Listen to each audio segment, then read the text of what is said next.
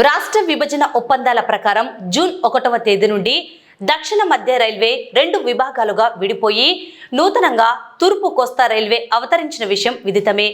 ఈ క్రమంలో తూర్పు కోస్తా రైల్వే జోన్ ప్రథమ general manager Sandeep Mathur Guntur division పరిధిలోని పలు రైల్వే స్టేషన్లు అభివృద్ధి పనులను గురువారం సమగ్రంగా తనిఖీ చేశారు.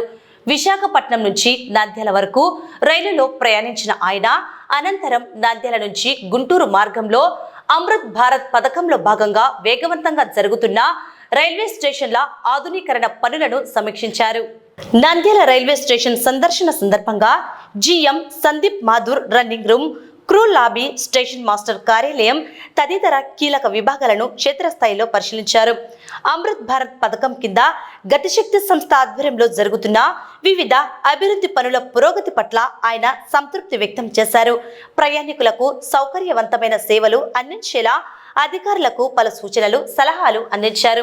ఈ తనిఖీ కార్యక్రమంలో జీఎంతో పాటు రైల్వే శాఖకు చెందిన పలువురు ఉన్నతాధికారులు పాల్గొన్నారు.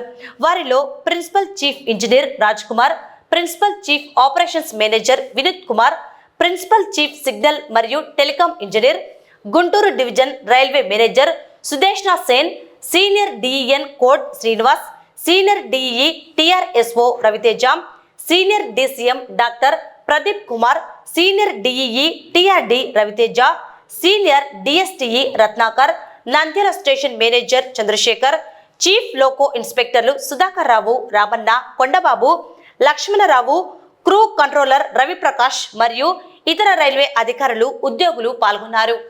So today we are inspecting this Nandyal Guntur section.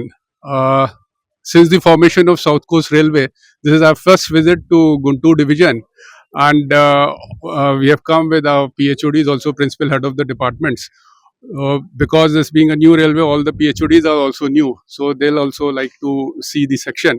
So we are having a look at all the new Amrit Bharat stations where the work is going on, and we want to expedite these works so that the facilities are available to passengers as fast as possible. We'll be also looking at the doubling works which are pending. There's a difficult section, there's a tunnel and all, so we would inspect that also. We'll be also seeing the other works going into the section.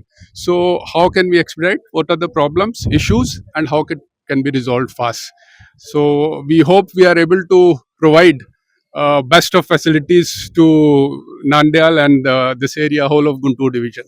Thank you.